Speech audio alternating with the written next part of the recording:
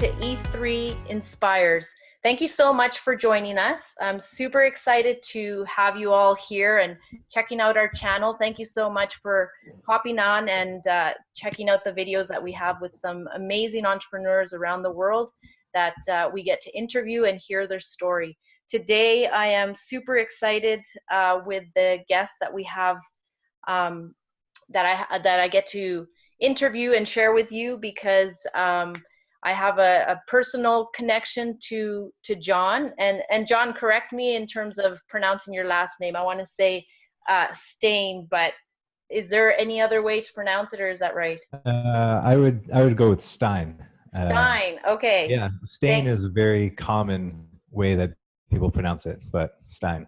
Stein. Perfect. Thank you. So Jon Stein, and actually Jon and I met through a very good friend of mine, Pam, who lives in Los Cabos area in Mexico. And so I met Jon through Pam, and I was introduced to a book that Jon wrote called LOL, which stands for Loving Our Lives by Living Our Lives, which we will give the link to you guys at the end, and it'll be at the bottom of this video. But it is an amazing book, really easy to read, but also very clear in terms of just identifying how you can actually live your life to the max and doing the things that you really love. And it really resonated with me. So thank you so much, Jon, for joining us today. Well, thank you very much for having me.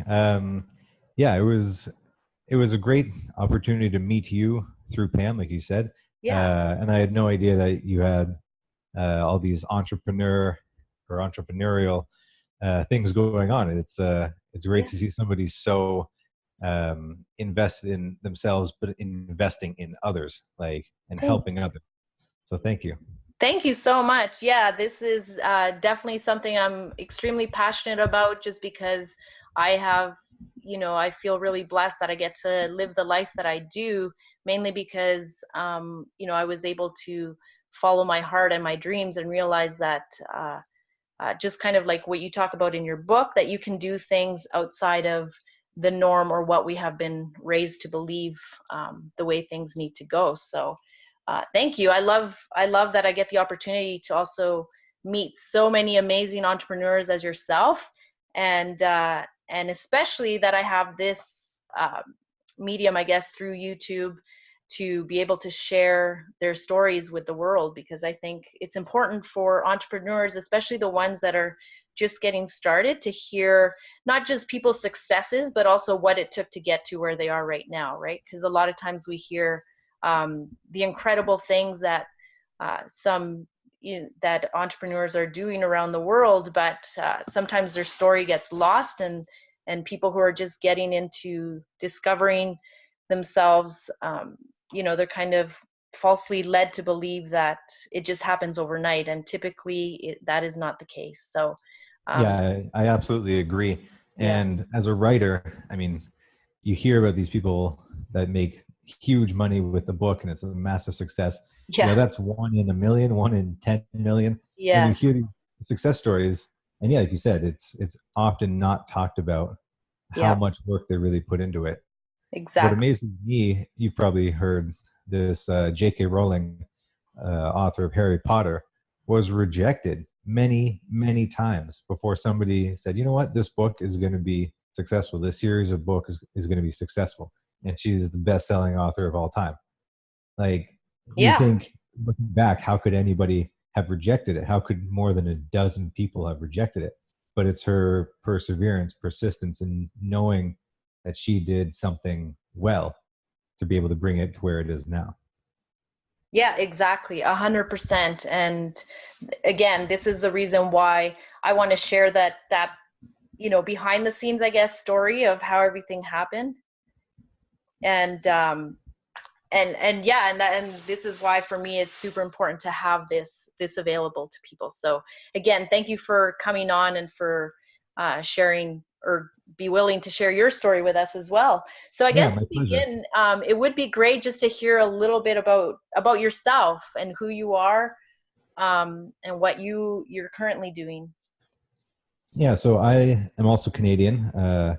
I was born in Toronto and grew up in London, Ontario, before going to McMaster University, where I studied philosophy and Spanish, not really knowing what I was going to do with either of those. Mm-hmm. But because those were the things that I was interested in, that I actually wanted to study, I didn't want to study something because maybe it would be a good job in the future.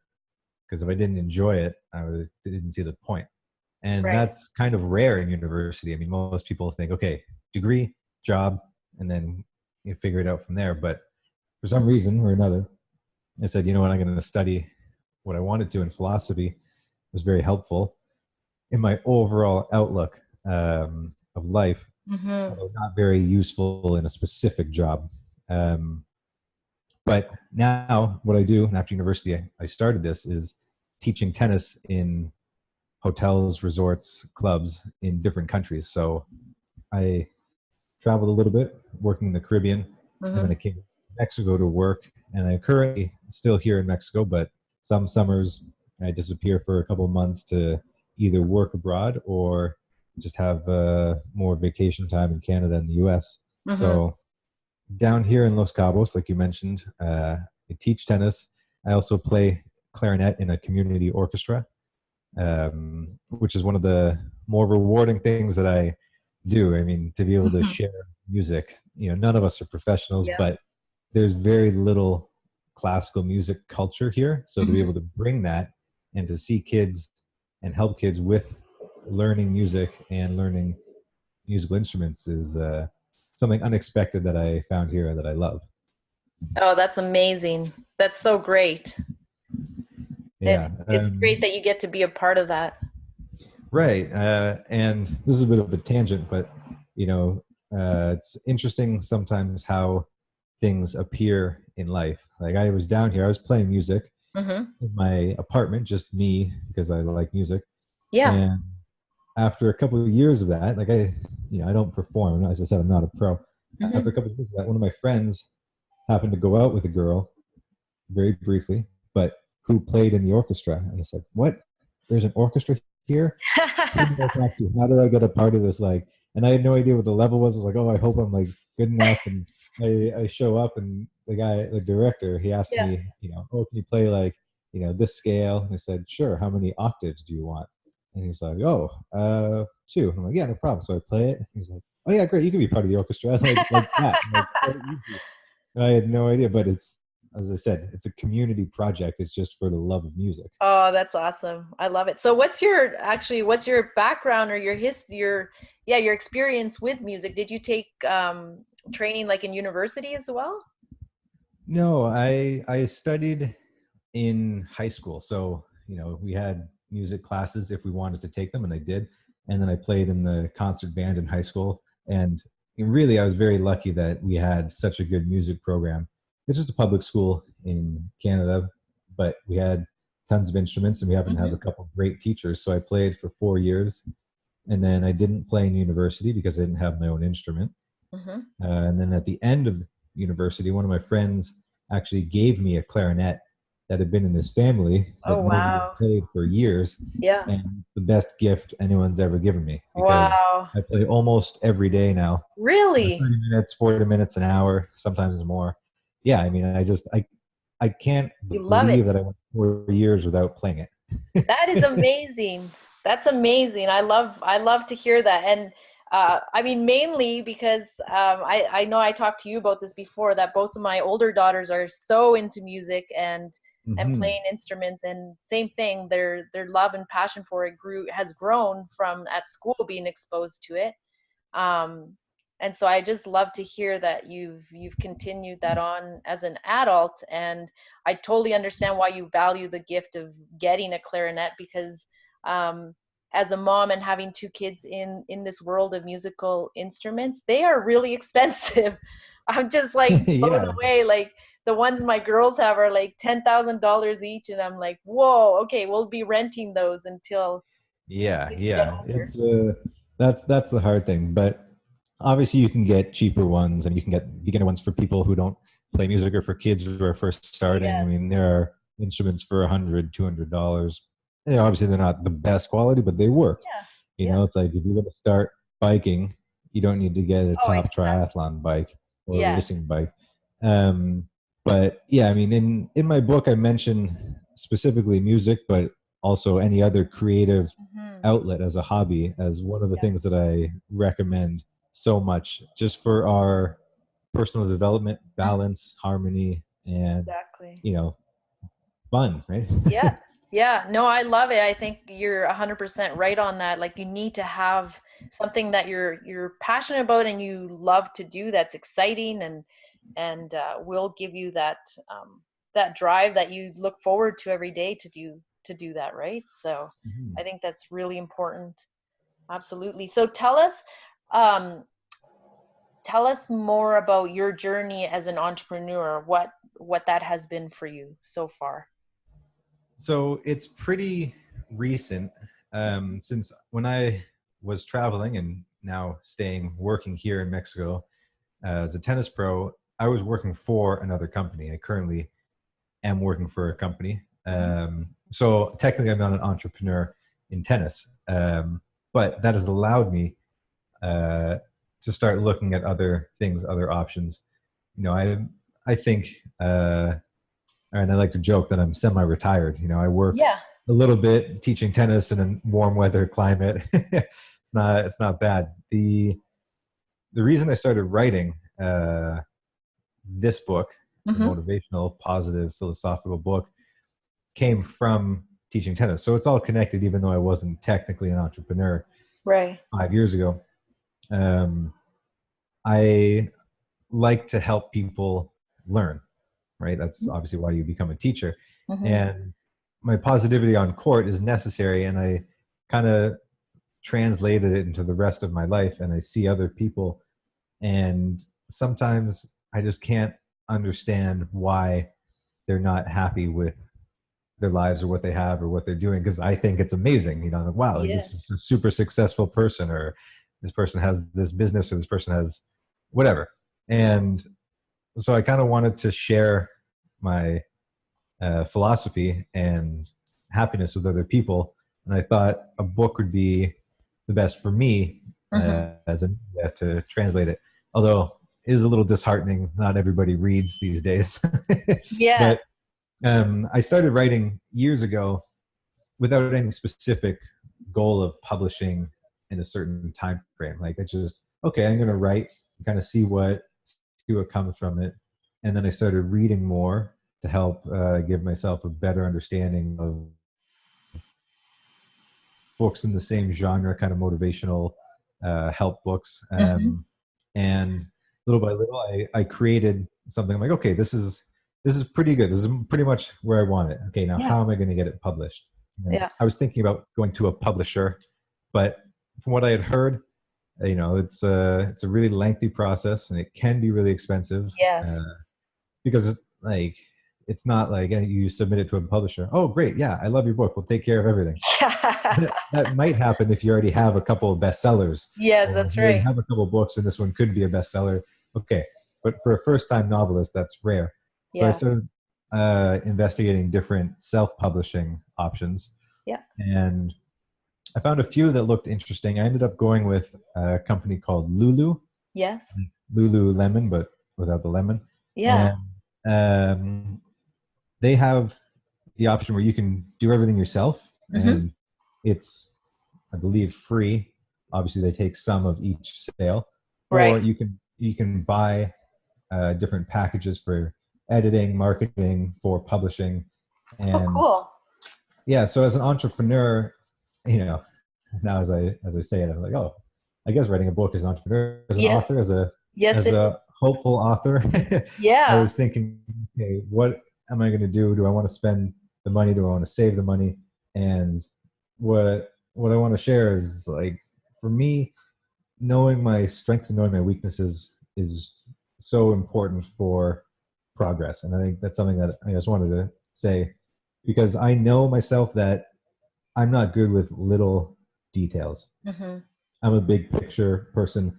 Okay, my message is in the book, but like the little editing details, every little like comma or apostrophe, or Yeah. the formatting, so that all the paragraphs line up this or those. That's not my thing. There's no way I want to spend hours and hours Figuring make it out. yeah. Yeah. So I said, you know what, here, take some money. If you guys can do this for me, that would be great. Um, and so it's hard because as an author, you don't think, okay, I'm going to make a lot of money, so I'm going to spend a lot of money to make a lot of money. Like most people, it's not, in my opinion, it's not a good investment. Right. It's like, okay, I'm going to spend money on my book so that I can be rich from it. Like, so I Yeah. didn't see it like that. It was a passion, hobby, Hmm. side business for me. So I was able to uh, put some money so that they would publish for me and Yeah. take all those details. Yeah. One of the ways that I've heard a lot of people talk about books, like making a book for yourself, is or writing a book, is really kind of like a modern day business card, right? Like, so um, some of the entrepreneurs that I know, they say, like, when you have this, instead of giving a business card to people, you give them your book, because most people don't throw books away, right? And Yeah, usually your business card ends up in the recycle box. And my experience lately is I don't even give people business cards anymore because they don't call. People don't take action. But what I yeah, love about a book is when you take it home, you're still going to open it up and, either read through the intro, read through the back or something, but you're always going to remember the person who gave it to you. yeah. That's it's a very expensive business card, but Yes, it it's is. it's a good one because yeah, you're going to get a lot more retention or contacts from Yes. giving them out. Yeah. Yeah, there's a couple of things about business cards. They're definitely great, but yeah, a lot of people recycle them. A lot of people say, "Oh Mhm. yeah, thank you," and then it goes in their wallet and they never look at it. Yeah. Um, like right now, Pam, who's a yoga instructor, Yeah. keeps saying, "You need to make business cards. You need to make business cards." No. And I said, "Yeah, but everybody has a phone, right? Yeah. So you can just give them your information, or better yet, you get their information. Yes. Thank So you. if you That give that's what somebody a I do business card, now. yeah, like you said, they're not going to take action. So you No, say, "Oh, do you have a business card?" Or "Can I get your number? Can I get your contact?" exactly. And then Yeah. it's much easier because then you have the ability, the power to do it Yes. instead Yes. of hoping that they do. 100% you're in control. So that exactly, that's what I do now. I just, whenever I go anywhere and people ask me for one, I say I don't have one, which is true because I usually don't carry any anymore. And I just say, give me your business card or your number on my phone and I'll call you back, because same thing. I was getting frustrated of like giving out all these cards and not hearing from people. Yeah, So yeah, I discovered that, I would say, in the last 8 months, where I was like, yeah, I think I'm done with the whole business card thing. But yeah. I mean, it's nice in one sense because it makes you look a little bit more professional, but it's not it's not necessary. no, exactly. But if somebody has a new business and they have business cards, there's nothing wrong with that. It's still a positive benefit. It just might not be as effective. Right. Yeah. Um, yeah, I don't know. I've given away a few books to clients, and some of them have emailed me because I have my email in the back of the book. So yeah, it is like a business card. Mhm. Mhm. Yeah, no, it's great. I mean, obviously your book is more than a business card. So I don't want to, like, I don't want to say that okay, you created this book, now just use it as your book is actually really impactful. I know when I read it, I sent you a message, or like through Pam, and I also posted on your Facebook page, but because it truly was really impactful for me. I just love the simplicity of it. I have to say, I really love the pictures. It helped me really connect and identify like who you are, Mm. and just really connect with your story and what you were saying. So I loved that. Um, Well, in thank you. Yeah, a lot of people have said something about the simplicity, or that it's like they're having a conversation with yes, me.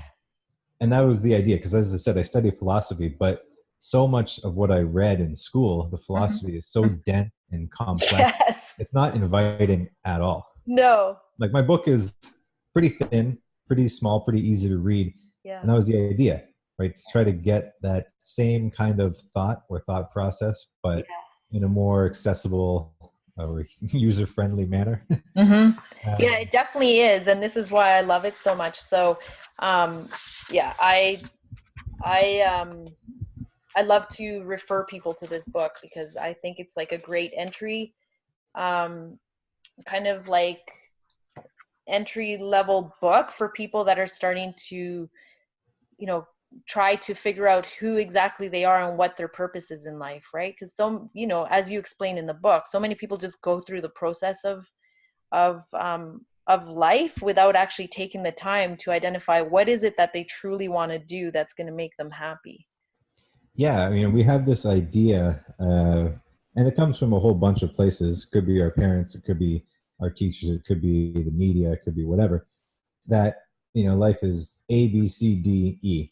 You know, E being the end, right? Mm-hmm. And but like it doesn't have like there's A1, there's A2, there's A3. There's all these different routes, and you can Yeah. cut back and come across. But it's not from point A to B, point B to C. Yeah. Right? I I also think that a lot of people kind of hope that they'll be happy when they get to this point or the next point. Yeah. Like, oh yeah, I'm going to work really hard now so that I can have this, so that I'll be happier. So I can get this house, so I'll be happy. And I'm Mm. not saying, you know, getting a car or getting a house isn't a great goal, and it's Mm-hmm. definitely, you know, help you along in your future. It's important, Mm-hmm. Mm-hmm. but it's not the be all and end all. And I think a lot of people kind of, Exactly. it's too narrow a focus. Yeah. Yeah, 100%. And again, I think it just goes back to, um, or even for me, like speaking from experience, I actually grew up with a father who was an entrepreneur, but growing up in that space, I didn't see the benefits of the life he was living or giving us, because I looked at everybody else who had like this, you know, structured kind of lifestyle where it's like, you know, they were going to school and their parents were pushing them to go to university and you know, kind of follow the traditional way of doing things, and aspiring to, like, you know, get a mortgage, have a house, and get yourself, you know, the latest car to show that going to university was worth it because now you have all these material things. And then having gone through that in my own life and acquired those things, like you said, I quickly realized those things do not bring, you know, ultimate joy. You know, they may say satisfy, I guess, a certain need to feel like you accomplished it, but they're pretty empty. That's my personal opinion. Once you get there, and like you said, you start to look for things that are more meaningful and have purpose in them. Yeah, it's, as I said, it's not like those things are bad by any Yeah. means. Um, as long as, you know, what you're compromising or sacrificing to get those things is worth it, right? Right. You know, Yep. because you have to work hard if you want to have a house. Right? Yes. There's no, unless you win the lottery, and there's no Yes. other way that you're just going to get a house. Um, and okay, that's great. Like that's really good that you push yourself and that you get that sense of accomplishment. But are you foregoing all other aspects of your life? How many years is it where you're working like crazy, where you're not having any balance either with your friends or partner or family to Mhm. get there? Mhm. You know, Yeah. I don't know. I mean, I don't have the Yeah. specific answer. There's no time frame, but it's Mhm. just a question that I want people to think about. Yeah. No, I absolutely love it, and I mean, again, I it really resonated with me because it's very aligned with the way I think. What in the journey, especially like in the process of putting the book together, what was the hardest moment or the hardest part of doing that? Hmm. Um, probably the decision to say, okay, it's ready. I'm going to put it out there, Huh. because I had so many drafts, right? Yeah. And so I sent it to somebody to edit it, and it came back, and I was editing what they edited, and then so I sent it to Lulu, and they said, okay, yeah, you know, this looks good. We're going to send it back to you, and you can always change little things. It could be the phrasing, it could be a word choice, it could be whatever, and you say, okay, yeah, I'm ready. No, no, I'm not ready. Like, okay, I want to make sure like it's perfect. And at some point I said, no, like if I'm waiting until it's perfect, it's never gonna happen. Yeah. And Yeah. so, you know, there was no specific moment that I said, aha, yes, this, because of that. But just Right. like the decision of, okay, I'm gonna put it out there and just hope that it's it's as good as it's gonna be. Yeah. Yeah. Because yeah, I could have probably done another 10, 15, 20 revisions. I mean, it's hard to publish something because you know what you wrote, and you know that there may or may not be people who are going to criticize it for whatever reason. And so, like any art, you know, putting it out there, you put yourself out there. Yes. uh, so I'd say that was probably the hardest part. Okay. um, yeah. And it sounds to me like and I know you said this, that I guess the learning out of that was it doesn't have to be perfect Yeah. once we're ready to put it out.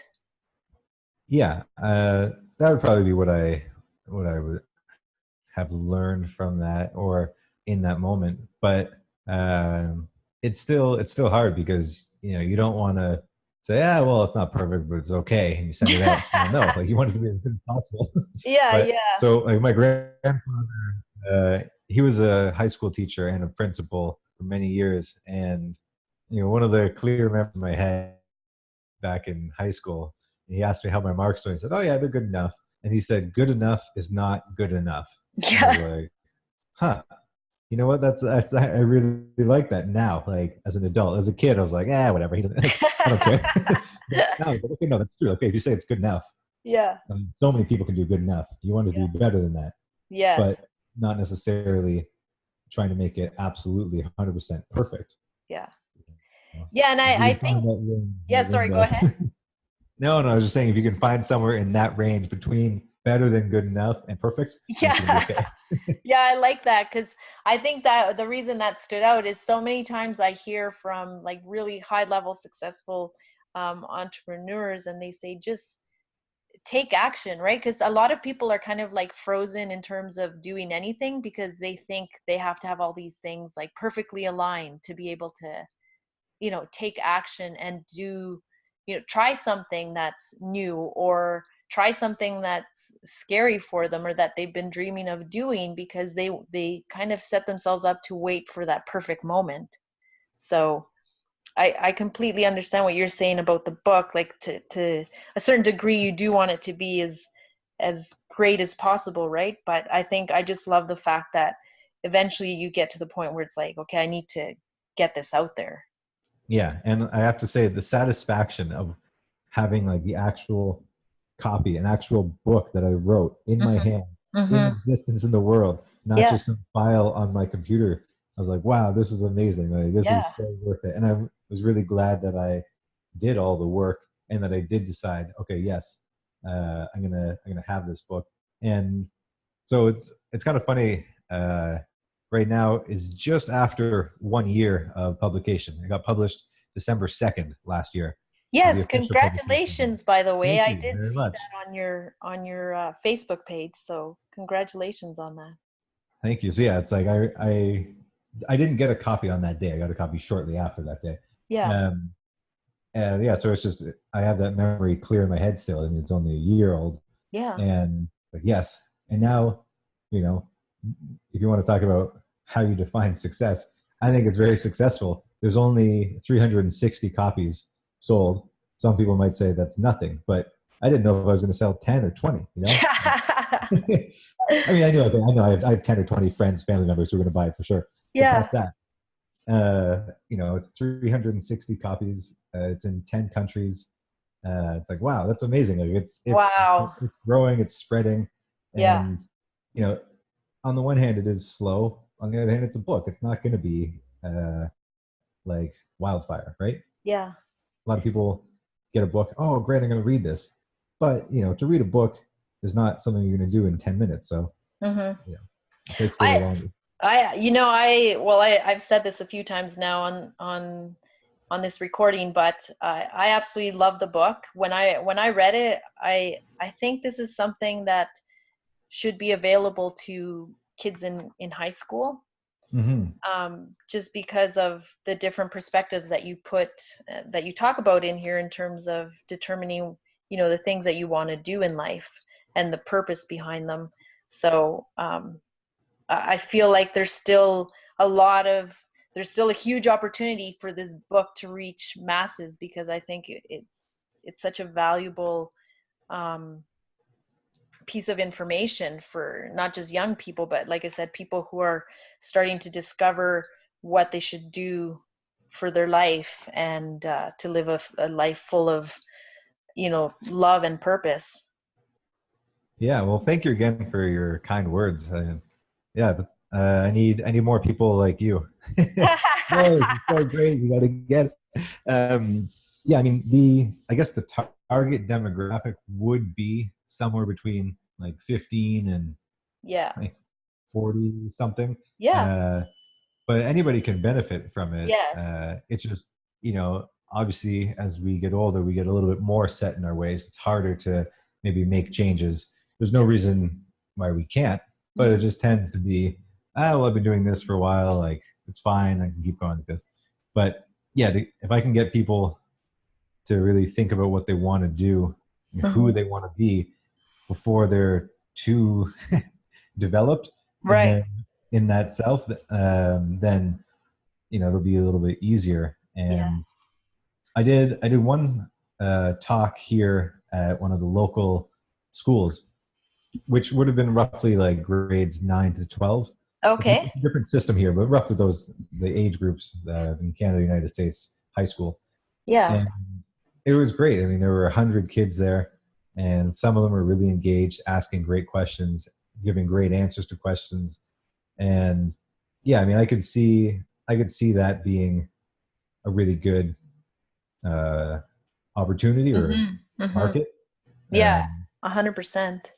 Yeah, that's one of the things, as you said, being entrepreneur. It's like it's a learning process. So okay, where do I want to focus? What do I want to go after? As I Right. mentioned, this is my side business. If I were only doing this, I would be much more active in giving talks and trying to get on social media or podcast or whatever. But it was something that I did out of love, and just kind of going to let it disperse as it does. Right. Yeah. Yeah, no, I love it. I think it will naturally, um, you know, get in the hands of the people that need it the most.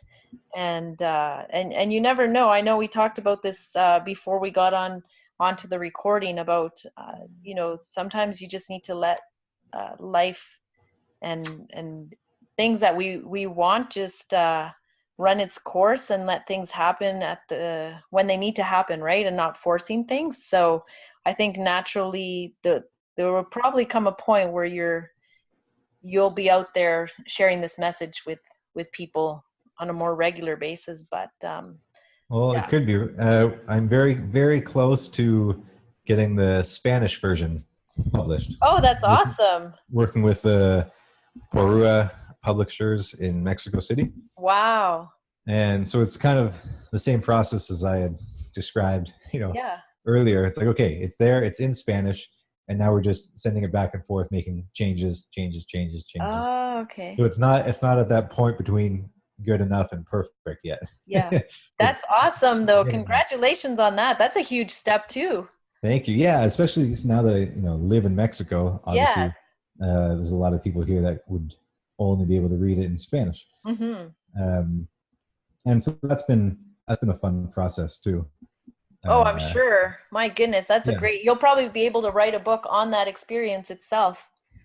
How to publish a Yeah, book in Spanish. there you go. Yeah. Yeah. So for any writers who are out there, something several people have told me is like, what's the best way to promote your book? Write another book. Because on that other book, it'll say author of whatever your first book is. Right. Interesting. So, then like it makes it so much easier, I guess. And it's just, if it's on bookshelves, or if it's on websites, author of some other book. So Yeah. people, oh, well, what's that book? And they go to Right. to that one. Yeah. So it's almost like it gives you more authority, right, in the eyes of the reader, or the person that's looking into it. They're like, oh, this guy's, he's published several books. So Yeah. right. Okay. Um, That's yeah. The great. only other thing sorry, go ahead. No, I was gonna say that's a great tip. Yeah, that's something I came across from a few different authors, and I said, okay, Well, first things first, I got to publish my first book. Yeah. Yeah, no, that's great. Now, um, and this has been amazing. I really appreciate you sharing with us like your story and the journey that it's taking you through this, of publishing your book and getting it out there and everything you've learned in that process. So tell us, before before we finish our talk, what is it that you're currently doing, I guess, and maybe it's, well, you can tell us, but what is it that you're the most excited about right now in your life, in terms of whatever projects you're working on or what your current focus is? My current focus, that's always a tough one. I'm kind of all over the place. Like I said, a bit of an idea, like big picture person. So Yeah, I focus on a lot of things. But what I'm most excited about, yeah, would be the Spanish version of LOL. yeah, We're gonna keep the title the same because it's a very hard title to translate, yeah, and then have it in Spanish like below. But yes, it's hard to translate anagrams, acronyms. acronym, Um, so yeah, just been being working on that and almost being done. Like that's very exciting. And I was trying to get it to be published around the same date as my English one, yeah. but it just like we said, you can't force it. The timing, it would have been too rushed. And another secret that I didn't know that I'll share with other authors. Um, a lot of publication and not publication houses, but like bookstores or however you want to call them, Okay, if they'll look at when it was published, and even if it was December 2017, okay, in January, February, March, going to be like, oh well, that's last year, even though it's brand new. They'll say it's last year, so it's better to publish January than December really? because they say, okay, it was published this year. Yeah, Yeah, and I was like, but it's like a month difference. It doesn't matter, but it does wow, because of the number. a They year, say, okay, yeah, well that was published last year, so yeah, it's not a year, but in some people's eyes it is. yeah. Um, so if you're planning on publishing uh, at some point, try to get it closer to the beginning of the year than the end of the year. I mean, if you're going to publish in July or August, yeah, great, do it. But if it's going to be closer to November or December, just wait another month, polish it a little more, and publish it in January. Wow, that's such a great tip, because I didn't know that, but that um, is great to know, and thank you so much for sharing that with our viewers, because I'm sure they will take huge benefits out of knowing that ahead of time.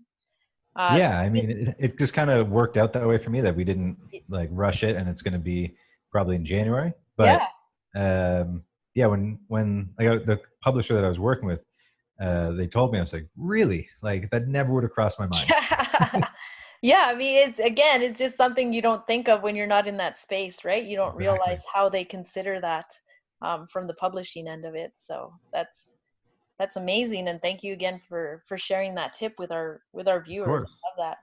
Thank you. Well, thank you so much, Jon, for being on our show and for taking No, the you're very time to welcome.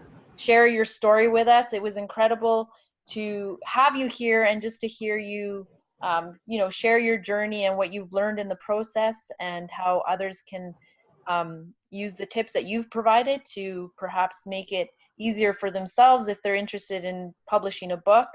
And if anything, if you guys who are watching, if you want to get ideas and see how Jon did it with his first book, we will have the link below this video, so you can click on the link and you will have access to be able to purchase his book, and also check him out on Facebook. So thank you again, Jon, for No, being thank you on. very much for having me. And I just want to leave with one quote. I use a lot of quotes in my book because there are a lot of smart people that have said things better than I might have. And one of them that I think is really good for entrepreneurs is that each of us has been put on this earth to do something great, and we rob ourselves or we cheat ourselves and the world if we don't do that as best we can. That's a paraphrase. I love that. Who actually said that? Where did you It was get that from? George Allen Sr. I Uh, can't tell you more about him though. okay, I love that quote. I'm gonna have to find that in the book because I actually highlighted a whole bunch of quotes that I really love that are in your book. So this is it being extended a little bit more than we planned, but like, for example, live as if you were to die tomorrow and learn as if you were to live forever. A quote from Gandhi. I actually have that tattooed on my ribs. Oh, really? Yes, because I believe that so much in my life. But then there was another one that you put in here from Buddha. Always act in full presence of mind. Be thoughtful in eating and drinking, in walking or standing, in sleeping or waking, while talking or being silent. And this really hit home for me when I read your book because in our craze of using cell phones nowadays, it's very easy to not be present when we're with other people. Yeah. And even with ourselves, right? We get so distracted. I mean, I don't know how it is for you um, personally, but this is what I experienced here. So it really made me stop and set limits in terms of not allowing that to distract me from being present with people.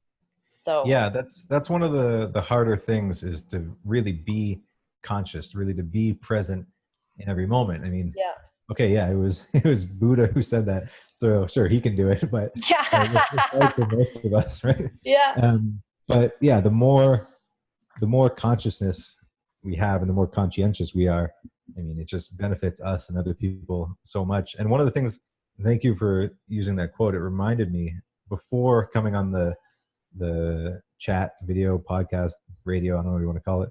yeah. Um, I was thinking, okay, what can I impart to people? And I wanted to say, like, time management, maybe not the best way of saying it, but like, how we use our time is so important, and being conscious of that is so important.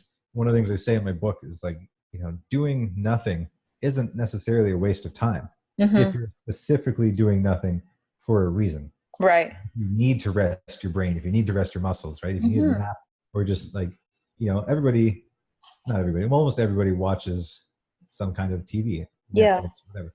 That's fine. As long as you're like, okay, like, I'm going to watch some of this and then I'm going to do whatever, and not you watch it and then another episode and another episode, and another episode. And you're like, Right. oh, like, it's dark and I started watching this in the afternoon. Like, that's not a good Yeah. thing. Yeah.